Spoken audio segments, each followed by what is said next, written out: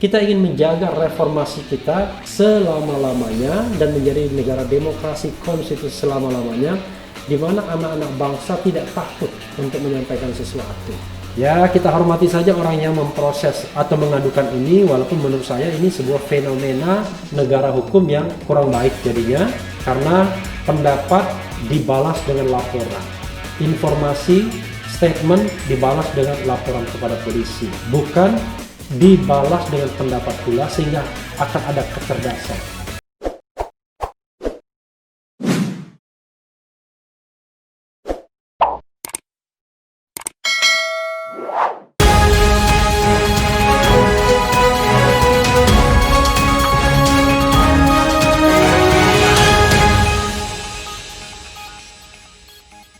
Assalamualaikum warahmatullahi wabarakatuh, Sobat RH sekalian. Jumpa lagi kita di channel yang keren ini, Keren Cadas.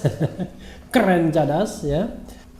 Kali ini breaking news, bukan soal penembakan 6 laskar Front Pembela Islam, bukan pula mengenai penangkapan, penahanan Habib Rizik Syihab, tetapi soal lain, yaitu soal Babe Haikal Hasan. Ini ada berita yang menarik ya, sampai saya melontarkan pernyataan untuk diri sendiri, what's wrong with this country ya, apa yang salah dengan negeri ini. Karena bercerita mimpi bertemu Rasulullah, Haikal Hasan dipolisikan. Luar biasa ya.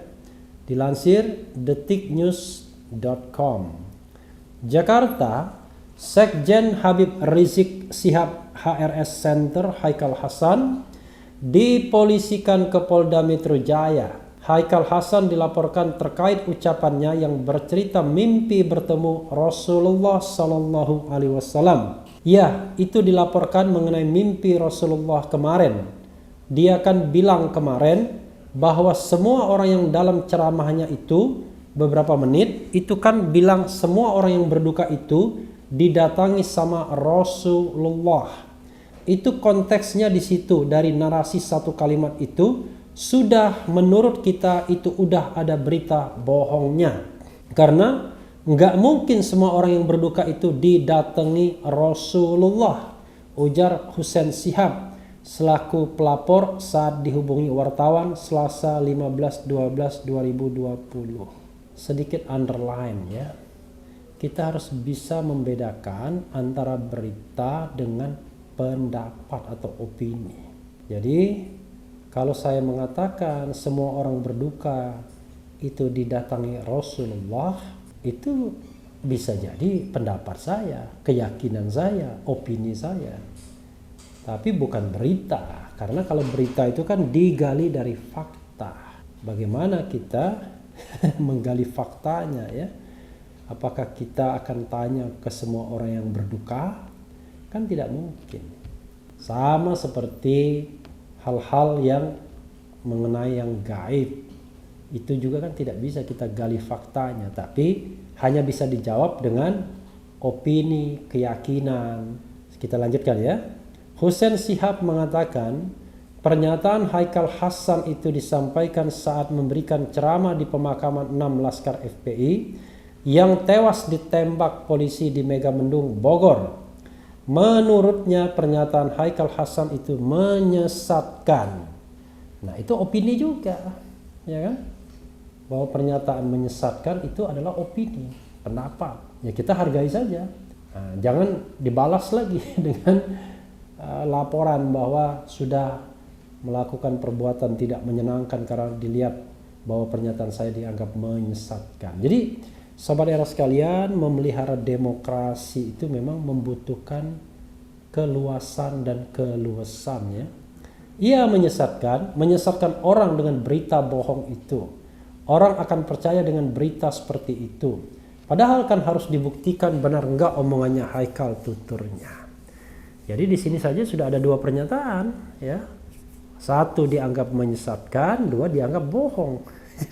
Kalau dibalik sebenarnya siapa yang ibaratnya menyampaikan ujaran kebencian misalnya ya, atau penghinaan. That's okay, kita lanjutkan. Lebih lanjut, Hussein Shihab mengatakan pihaknya melaporkan Haikal Hasan agar menimbulkan efek jerah. Efek jerah buat apa ya? Oke. Maksud kita untuk melapor seperti ini supaya ada pencegahan. Maksudnya biar orang tidak lagi cerita bahwa dia mimpi Rasulullah, bertemu Rasulullah ya. Efek jerah. Jangan semena-mena bisa ceramah. Ceramah ternyata bisa semena-mena juga. Punya gelar ustaz, kiai atau habib apapun lah. Supaya hal seperti ini tidak melebar, supaya orang ada efek jerahnya, supaya nggak ngulangin lagi katanya. Ya, dalam berbagai kesempatan Haikal Hasan tamu Refli Harun dan dia tidak pernah mengatakan bahwa dia adalah ustadz ya. Orang saja menyebut dia ustadz. Dia sebenarnya motivator. Ya, ilmunya adalah ilmu manajemen. Ya, lebih pada motivator sesungguhnya. Sementara itu Ketua Umum Forum Pejuang Islam Gus Rofi'i, ada juga FPI tapi Forum Pejuang Islam ya, mengatakan Haikal Hasan mempolitisasi pernyataannya soal mimpi untuk kepentingan diri dan kelompoknya.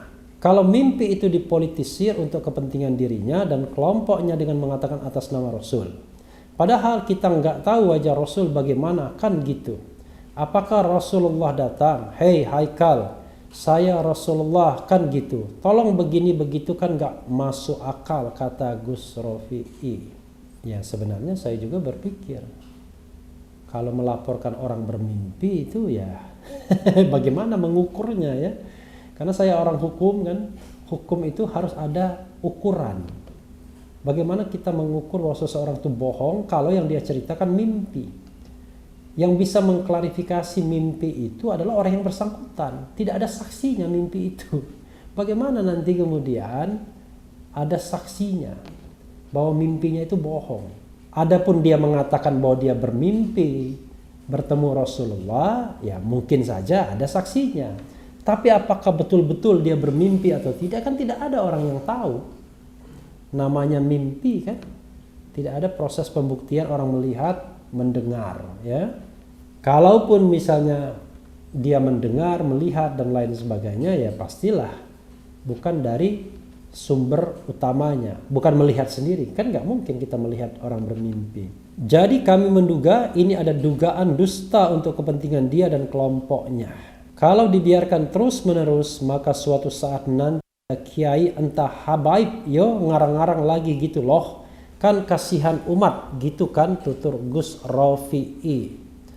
Menurutnya pula, seseorang yang bermimpi bertemu dengan Rasulullah pun tidak seharusnya diceritakan ke khalayak. Yaitu pendapat dia, sikap dia, ya kan, tidak bisa mendikte orang lain kan. Nah, yang benar itu kalau kita mimpi, misalnya tuh, anggap aja benar mimpi ketemu Rasul. Kalau orang itu alim, ngerti agama, maka dia nggak cerita gitu loh. Apa sih perintahnya? Untuk kebaikan kan gitu. Khairun nas anfa'uhum linnas. Sebaik-baik manusia adalah yang bermanfaat untuk orang lain, kebaikan orang lain. Jadi nggak usah diumumkan tuturnya. Ya itu kan pendapat dia. Kan tidak melanggar hukum apa-apa kalau kemudian menceritakan sebuah mimpi. Jadi sobat era sekalian, kenapa saya mengatakan demikian? Karena ini kan menggunakan instrumen hukum untuk melaporkan mimpi. Ketika urusannya sudah instrumen hukum, maka hukum itu kan harus ada ukuran. Harus ada pasal yang dilanggar, bagaimana proses pembuktiannya. Nah, membuktikan orang mimpi atau tidak kan susah. Lalu, tidak ada juga undang-undang yang melarang orang menyampaikan, memberitakan mimpi yang dia alami. Kan orang bisa bermimpi apa saja. Namanya mimpi, sesuatu yang tidak real. Ya kan? Bisa jadi dia mimpi bertemu siapapun dan orang itu tidak pernah ada dalam kehidupan nyata. Namanya mimpi. Jadi sobat era sekalian, ya kita lihat ya. Laporan Hussein Shihab itu terdaftar dalam laporan bernomor LP7433 _12 Romawi _Yan_25 SPKT PM tanggal 14 Desember. Haikal Hasan dilaporkan atas tuduhan tindak pidana ujaran kebencian. Di mana ujaran kebenciannya? Oke, melalui ITE, lagi-lagi undang-undang ITE ya. informasi dan transaksi elektronik, dan penistaan agama serta menyebarkan berita bohong yang dapat menimbulkan kegaduhan sebagaimana dimaksud dalam pasal 28 ayat 2 Undang-Undang ITE dan pasal 156 huruf A KUHP dan atau pasal 14 dan pasal 15 Undang-Undang Nomor 1 Tahun 1946 tentang peraturan hukum pidana. Pernyataan Haikal Hasan itu diunggah dalam akun YouTube Front TV. Video itu diambil ketika pemakaman 5 pengikut Habib Rizik di Megamendung. Video yang diunggah pada 9 Desember itu diberi judul Sambutan dan Doa IBHRS UBN Babe Haikal di Pemakaman Syuhada. Ya, masih mending Front TV-nya tidak dilaporkan ya. Kalau Front TV-nya juga dilaporkan, maka sempurnalah negara hukum dan demokrasi kita ya. Nah, dalam tanda kutip sempurnanya. Di video yang berdurasi 19.04 menit itu, awalnya Habib Rizik Syihab yang menyampaikan sambutan. Lalu disambut Ustadz Bahtiar Nasir. Baru kemudian giliran Haikal Hasan. Dari penyebutan ini saja kan kelihatan kalau Haikal Hasan bukan da'i, bukan ustadz, karena dia tidak disebut ustadz, tapi disebut Haikal Hasan saja Babe. Bahtiar Nasir disebut ustadz. Dalam kesempatan tersebut Haikal Hasan awalnya bercerita ketika anaknya meninggal dunia. Ketika itulah dia bercerita mimpi Rasulullah menemui 2 anaknya. Jadi mimpi Rasulullah menemui 2 anaknya. Kan bisa saja dia menceritakan mimpi Rasulullah menemui 2 anaknya. Namanya mimpi. Ya kan? Dan dia pun tidak perlu tahu apakah mimpi itu benar atau tidak. Kan mimpi kan tidak mungkin benar atau salah. Mimpi itu yang mimpi saja. Namanya orang bermimpi kan. Mimpi itu bukan sesuatu yang real. Kita mimpi didatangi bidadari, kita nggak tahu apa begitu looks-nya bidadari karena namanya mimpi. Video Haikal Hasan bercerita soal mimpi itu kemudian banyak diunggah ulang oleh akun YouTube lain. Lalu muncul juga narasi Haikal Hasan mendapat bisikan Rasulullah. Dikonfirmasi terpisah, Haikal Hasan menegaskan tidak pernah menyebut mendapat bisikan Rasulullah. Nah, ini harus jelas ya. Haikal Hasan menekankan yang dia sampaikan di Megamendung itu karena mendapat mimpi. Beda ya bisikan sama mimpi. Maaf, nggak ada tanggapan singkat Haikal Hasan. Haikal Hasan juga ditanya lagi soal laporan terhadapnya di Polda Metro Jaya. Namun pria yang akrab disapa Babe Haikal itu belum merespons. Ya Sobat Era sekalian, kadang-kadang kita memang tidak perlu merespons hal-hal yang barangkali justru akan memunculkan terus-menerus sensasi. Saya paham ya, Haikal Hasan tidak perlu ngomong apa-apa karena apapun omongan dia akan dijadikan alat untuk memukul dia kembali. Jadi Sobat Era sekalian, saya khawatir kita sedang mengalami fase sebagaimana yang dikatakan Rocky Gerung adalah politik terbelah, ya kan? Antara 2 kelompok yang bisa dikatakan dekat atau mendukung pemerintahan dan kelompok lain yang dianggap katakanlah bukan bagian dari pendukung pemerintahan. Padahal secara formil pengelompokan itu hanya harusnya terjadi di dalam Pilpres kemarin, yaitu memang ada tim kampanye buat Prabowo, ada tim kampanye buat Jokowi, ada pendukung Prabowo, ada pendukung Jokowi, ada yang memilih Prabowo, ada yang memilih Jokowi. Tapi Presiden Jokowi dilantik, disumpah, diambil sumpahnya sebagai presiden, dia disumpah sebagai presiden Republik Indonesia, bukan presiden pendukung, bukan presiden relawan, bukan presiden orang yang hanya memilih dia. Dia disumpah sebagai presiden Republik Indonesia dengan mandat salah satunya melindungi segenap bangsa dan seluruh tumpah darah Indonesia, dan untuk memajukan kesejahteraan umum, mencerdaskan kehidupan bangsa dan ikut serta melaksanakan ketertiban dunia. Jadi Sobat Era sekalian, Presiden Jokowi dipilih dan dilantik untuk menjalankan tugas mulia konstitusional tersebut. Dan tidak disebutkan bahwa tugas mulia itu hanya untuk pendukung saja, tetapi untuk seluruh tumpah darah seluruh warga negara, seluruh bangsa Indonesia.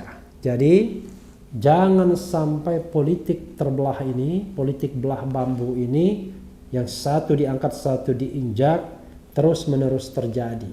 Pemerintah penguasa tidak boleh seperti itu.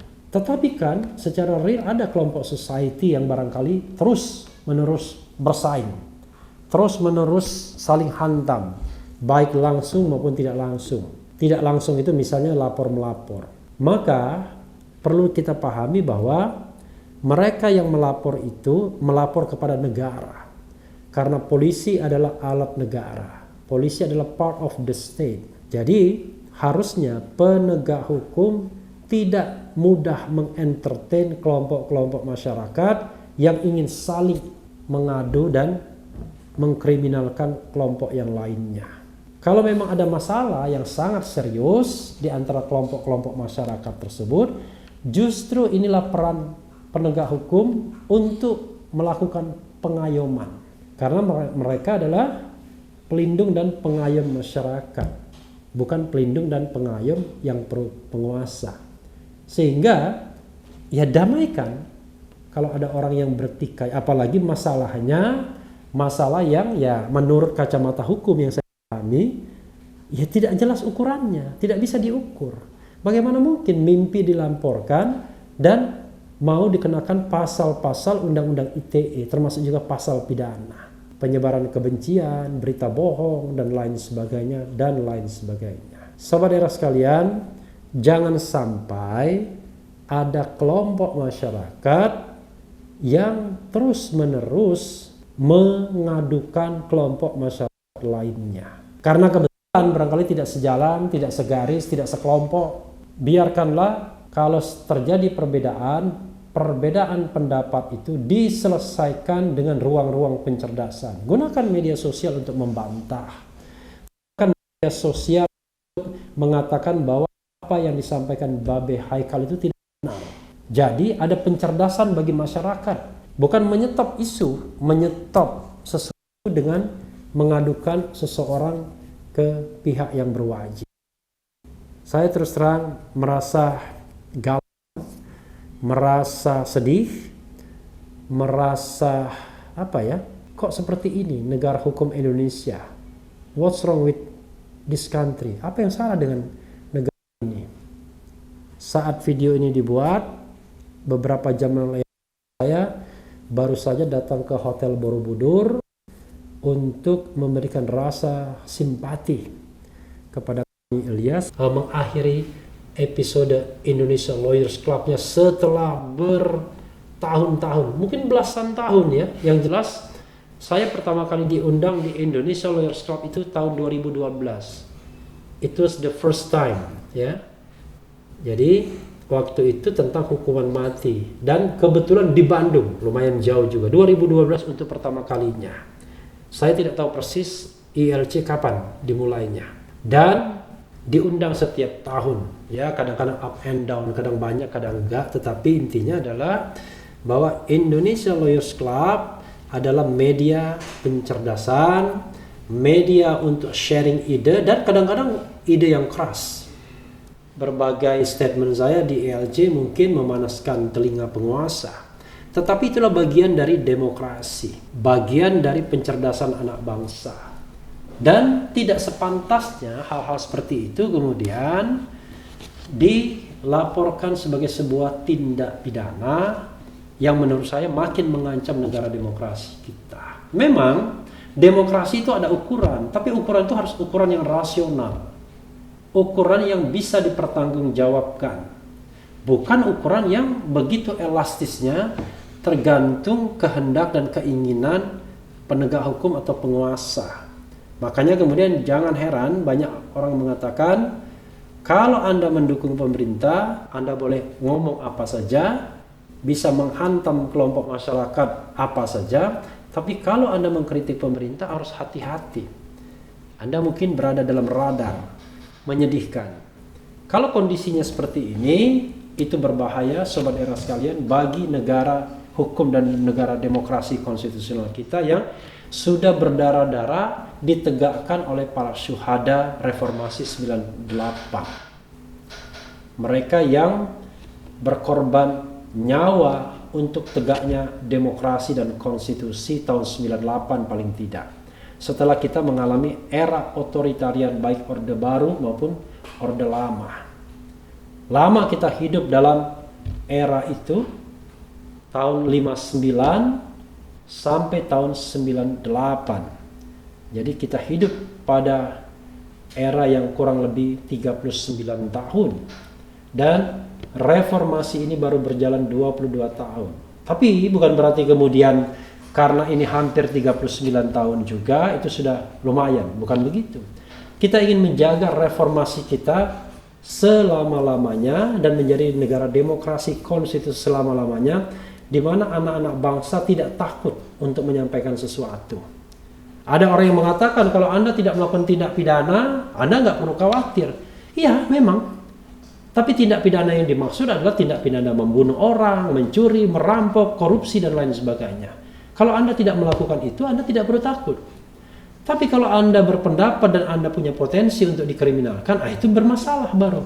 Masalah republik ini. Saudara sekalian, ya mudah-mudahan segalanya akan jadi lebih baik. Ya, kita hormati saja orang yang memproses atau mengadukan ini, walaupun menurut saya ini sebuah fenomena negara hukum yang kurang baik jadinya, karena pendapat dibalas dengan laporan, informasi, statement dibalas dengan laporan kepada polisi, bukan dibalas dengan pendapat pula, sehingga akan ada kecerdasan.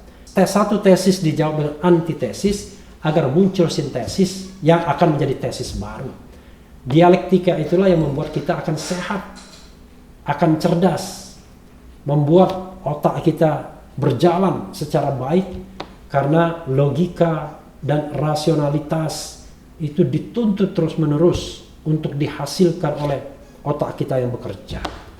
Tapi kalau setiap statement diintip dengan laporan pidana, laporan kepolisian, maka yakinlah lama-lama kita tidak mau lagi berpikir, tapi kita hanya diam saja dan menyaksikan ketidakadilan, menyaksikan hal-hal yang tidak sesuai dengan konstitusi dan demokrasi berjalan di depan mata kita, dan kita akan keep silent terus-menerus, dan saatnya barangkali negara kita terjebak, terendam kembali, istilahnya terendam ke dalam era otoritarianisme. Kita tidak menginginkan itu, saudara sekalian. Yang penting tetap di channel ini, karena di channel ini Anda akan dirayu, ditipu, dibaperin, dicecar, diuber pula di jalur khusus.